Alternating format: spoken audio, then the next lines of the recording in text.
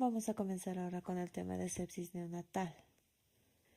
Bueno, para comenzar, tenemos nuevamente nuestra lista de enunciados, del cual tenemos que buscar el incorrecto.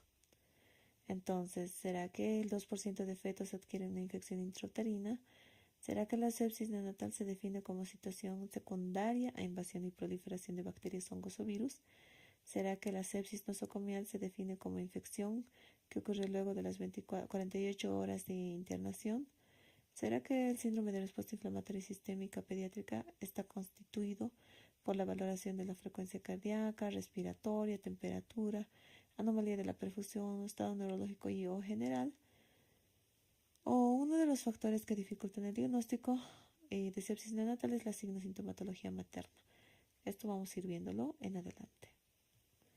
A manera introductoria, pese a que ya hay nueva tecnología, adelantos asistenciales, nuevos estudios que se hayan realizado, medicamentos y todo, todavía sigue siendo un tema de alta relevancia por la morbilidad y la mortalidad que tiene, ¿ya? Y sí, hasta el 2% de los fetos adquieren una infección intraútero y hasta el 10% de los neonatos sufren una infección durante el primer mes de vida. Tenemos varias definiciones, ¿no? En diferentes lugares del mundo, ¿no? Según el Journal of Pediatrics, está definida la sepsis como un síndrome o signo-síntoma de infección sistémica probada o sospechada.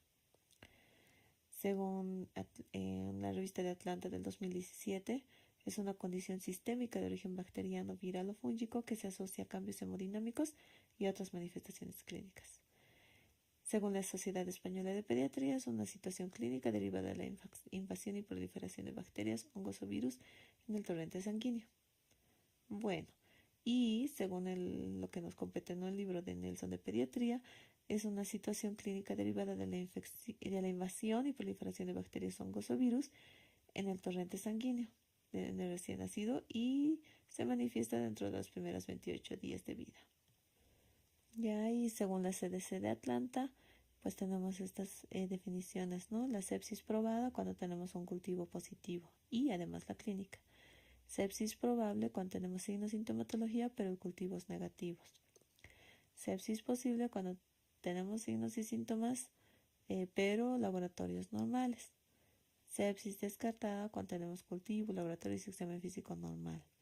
La sepsis nosocomial es una infección que ocurre luego de las 48 horas de internación, no antes. Cabe mencionar también que sobre el síndrome de respuesta inflamatoria sistémica y sepsis, cuya única diferencia es que sepsis ya tenemos un foco, ¿no?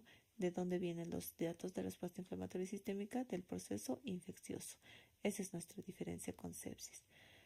El síndrome de respuesta inflamatoria sistémica se debe a dos o más de las siguientes condiciones, es decir, disfunción respiratoria, taquipnea, que es taquipnea mayor a 2 desviaciones estándar para la edad de frecuencia respiratoria, hipoxemia menor a 70 milímetros de mercurio, disfunción cardíaca con taquicardia mayor a 2 desviaciones estándar sobre su línea media para la edad, retraso del llenado capilar, hipotensión por debajo de 2 desviaciones estándar y anomalías de la perfusión, oliguria, acidosis y alteración del estado de conciencia. Hay que tomar en cuenta algunas connotaciones.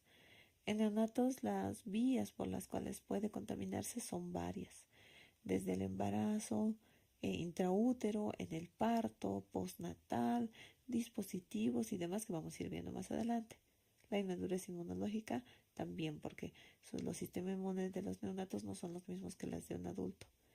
Los trastornos coexistentes, neonatos que nacen, pues pueden tener algún tipo de malformación, manifestaciones clínicas, madres asintomáticas y gran variedad de agentes etiológicos. Ya volviendo a nuestro enunciado sobre sepsis neonatal, sí el 2% adquiere una infección intrauterina, como habíamos mencionado. La sepsis sí se define como una situación secundaria a invasión o proliferación de bacterias, hongos o virus. La sepsis nosocomial se define como infección que ocurre luego de las 48 horas de internación.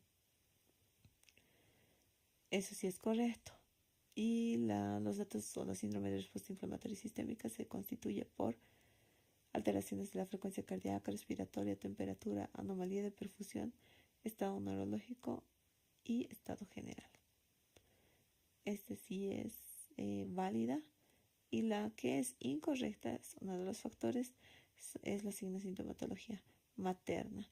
En realidad, cuando estamos buscando antecedentes de neonato que haya tenido contacto o que la vía haya sido por canal vaginal o la flora el contacto de la flora del canal vaginal, en realidad las mamás puede que no presenten signos de sintomatología y ellas hayan tenido algún tipo de infección, y al no haber esa clínica, pues nos confunde, ¿no?, en cuanto al diagnóstico. Por eso es que los factores que dificultan no es la sintomatología materna, porque básicamente pueden no presentar sintomatología. Aquí tenemos los factores que influyen en el equilibrio entre salud y enfermedad de los recién nacidos expuestos a patógenos, ¿ya?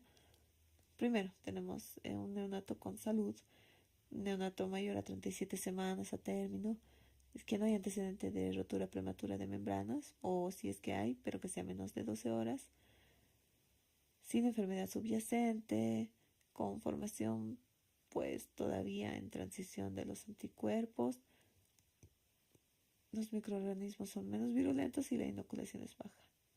En cambio, en el dato con enfermedad, lo que vamos a ir viendo en caso de, cuando decimos con enfermedad, neonatos prematuros menores a 37 semanas, rotura mayor a 18 horas, enfermedad subyacente, descenso del funcionamiento inmunitario, anticuerpos, uso de dispositivos extracorpóreos, no ventilación, catéteres y demás.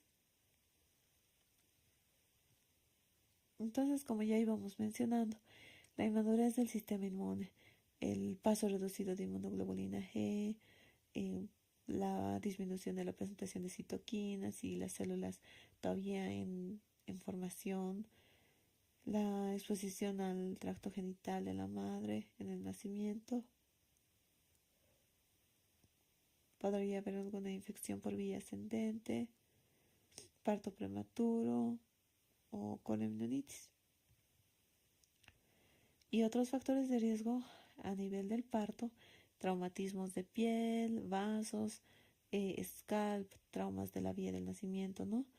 Procedimientos invasivos, ¿no? Cualquier aplicación de dispositivos extracorpóreos pues son sí o sí un factor de riesgo. Ya en la etapa postnatal, lo que nos da un poco de orientación de la patología o la causa es otros neonatos colonizados, ausencia de bioseguridad, escasez del personal, pobres defensas de la superficie y la presión antibiótica. Ahora, ¿cuál es la patogenia de la infección intrauterina? ¿Ya? Primero, tiene que haber infección materna y puede que en este caso la mamá no tenga signos de sintomatología. Como hay infección materna, hay invasión hematógena, ¿ya? Dentro de esta invasión hematógena puede haber nuestra infección fetal. Luego, que van a tener efectos sobre el crecimiento o la viabilidad. O la viabilidad en el sentido de, dependiendo de la edad gestacional en la que se contrae la enfermedad, ¿no? Si a menor edad, mayor probabilidad de producirse un aborto, ¿ya? Luego, tenemos nuestra invasión hematógena. Si no hay infección placentaria fetal, porque puede no que no tenga, y sin embargo puede no tener efectos sobre la viabilidad o crecimiento del neonato. Eso sería lo ideal, porque eventualmente o la mayoría suele pasar así. Por otro lado, existe posteriormente a la invasión hematógena, puede haber infección placentaria, y si es que no existiera esto, pues no hay infección fetal. Cabe mencionar que siempre tomamos en cuenta la edad gestacional ¿no? Tomando en cuenta la edad gestacional, pues ya vemos las otras patologías. Entonces, dentro de ella, nuestro tratamiento es la erradicación de la infección, ¿ya? Y poder disminuir cualquier secuela de la misma. Ahora, existe la infección de comienzo tardío que se puede transmitir por algún contacto directo de algún dispositivo, la comunidad o la misma leche materna. Hablando de la patogenia de la infección ascendente, primero tenemos una infección amniótica, ¿ya? Posteriormente puede haber la aspiración que nos va a causar neumonía o la ingestión que nos va a colonizar el tracto digestivo y por ende va a formar invasión, bacteremia y bueno, ambos podrían desencadenar secreciones vaginales.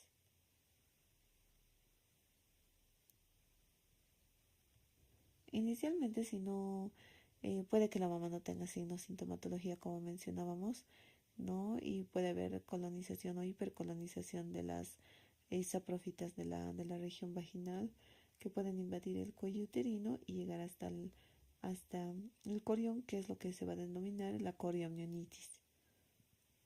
Entonces, ya para pasar a otra sección, vamos a marcar el enunciado que no es un factor de riesgo. ¿Ya? La prematuridad será, el tipo de parto será, lavado de manos será, la hospitalización prolongada o la mala técnica de lactancia. Y vamos a ir viendo en adelante. Y bueno, antes de pasar al otro punto, pues el enunciado que no es factor de riesgo para sepsis no es la mala técnica de lactancia. ¿Ya? Quizá la lactancia mixta puede ser un factor de riesgo, pero la mala técnica de lactancia como tal no. La mala técnica de lactancia es un factor de riesgo para deshidratación o ictericia como tal, ¿ya? Pero el resto sí, la prematuridad es un factor importante, tipo de parto, si ha sido cesárea, parto vaginal, si ha habido lavado de manos en cuanto al personal y la hospitalización prolongada. Esto tiene que ver mucho con los dispositivos extracorpóreos y permanentes. Y ahora pasando al otro punto, marcamos el enunciado incorrecto. Tras el parto existe una hipogamaglobulinemia fisiológica, ¿será? La sepsis neonatal temprana, ¿será que es equivalente a la infección de la transmisión vertical? ¿Será que el agente más frecuente de la transmisión vertical es el estreptococo beta hemolítico del grupo B? ¿Una causa de sepsis bacteriana será la infección por Toxoplasma gondii? Bueno, vamos a ir viendo adelante. Ya pasando a cada uno de los puntos, en cuanto a la inmunidad, ¿qué pasa con la humanidad a esta edad en neonatos? Primero, que desde los 3 meses tenemos la formación del sistema innato, células citolíticas, las células presentadoras de antígeno y el complemento, pero todavía son insuficientes, ¿ya? Y ahí es lo que se menciona que teóricamente tenemos la hipogamaglobulinemia fisiológica, ¿no? Que es normal y que se presenta generalmente después del parto. Inicialmente, la inmunoglobulina G se transporta de forma activa por la placenta, ¿ya? Y su valor es proporcional a la edad gestacional. Entre las 18 y 20 semanas se dice que tiene hasta 100 miligramos de decilitro y si fuera de 30 a 32 semanas subimos hasta 400. Por otro lado, el complemento. El complemento que el que se va a presentar, bueno, se va a empezar a desarrollar desde la sexta a la 14ª semana de gestación y en recién nacidos pretérminos se puede presentar mayormente el complemento 9. Sin embargo, aún existe disminución de la función quimiotáctica, todavía es inmaduro. Los neutrófilos tienen deficiencia cuali y cuantitativamente inicialmente, ¿no? Los gránulos tienen capacidad bactericida y permeabilidad disminuida, con disminución de la endotoxina. Los gránulos sí tienen capacidad bactericida, sin embargo, todavía tienen una actividad deficiente, la permeabilidad va a ser disminuida y disminución de las endotoxinas. Generalmente tenemos un número de reserva, ¿no? Que en la médula ósea, pero solo llegan a cubrir hasta el 70-80%, los callados hasta el 15%. Pero pese a esto, en cuadros de infección estos pueden incrementarse aún así. Asimismo, los factores estimuladores de colonia tampoco contribuyen en la respuesta inflamatoria sistémica. Y tenemos las células citotóxicas, ¿no? Las natural killer, que van a presentar solamente el 50% de su actividad total. En cuanto a las citoquinas, hay la producción, ¿no? Desequilibrada de interleucinas, ¿ya?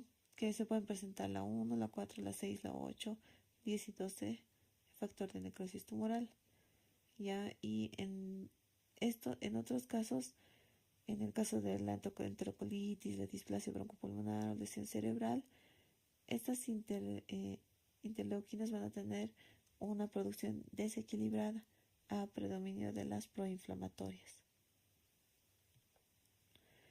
Para su clasificación, bueno, decimos sepsis precoz cuando el cuadro infeccioso presenta entre las 3 y 5 días de vida, que generalmente son correlativos a sepsis verticales, es decir, transmisión placentaria, intrauterina y demás, o incluso del canal de parto. Pero según el Nelson de Pediatría, pues todavía toma en cuenta que se presenta dentro de la primera semana de nacido. Y la sepsis tardía como tal, se suelen iniciar síntomas pasadas las 72 horas, ¿no? Y según el Nelson, luego de la primera semana.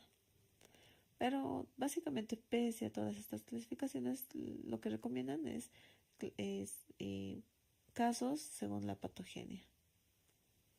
Ahora cabe mencionar que este criterio cronológico para diferenciar el tipo de sepsis no está exento de errores, pues las sepsis de transmisión vertical o de inicio tardío no serían consideradas como tales. Y las sepsis nosocomiales de inicio precoz serán falsamente clasificadas como verticales.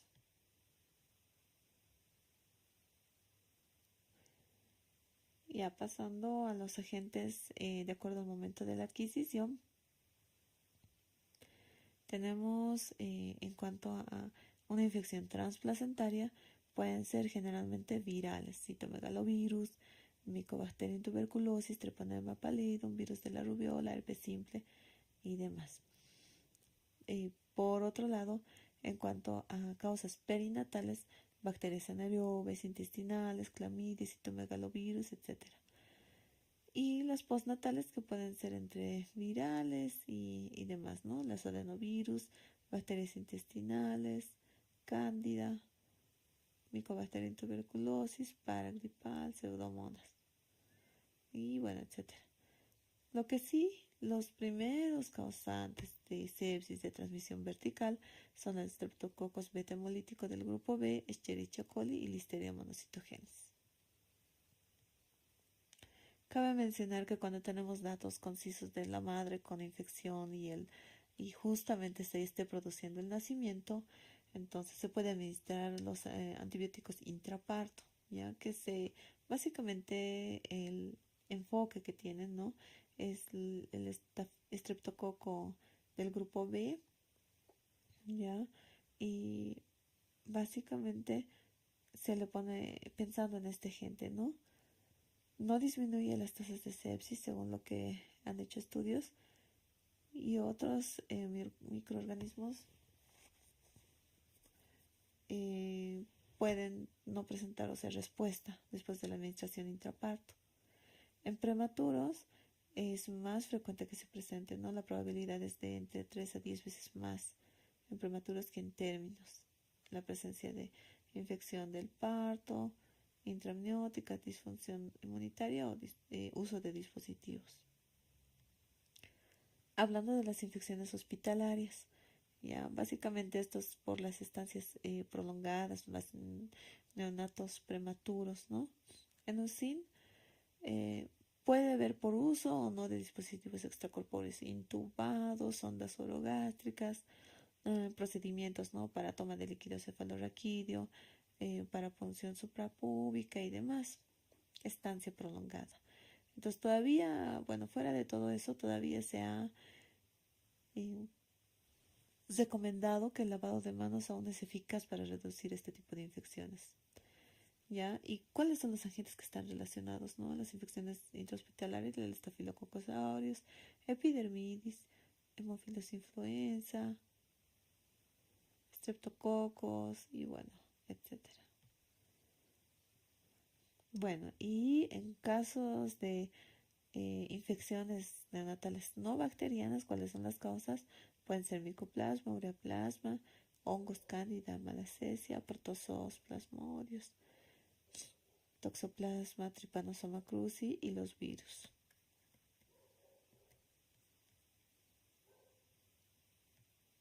Volviendo a nuestro enunciado, tras el parto sí existe la hipogamaglobulinemia fisiológica como mencionaba. La sepsis neonatal temprana sí es equivalente a la infección de transmisión vertical.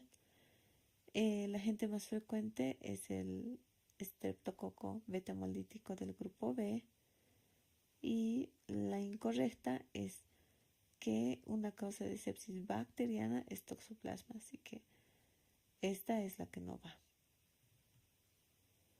Y hasta esta parte vamos a hacer la primera parte de sepsis neonatal. Espero les haya gustado.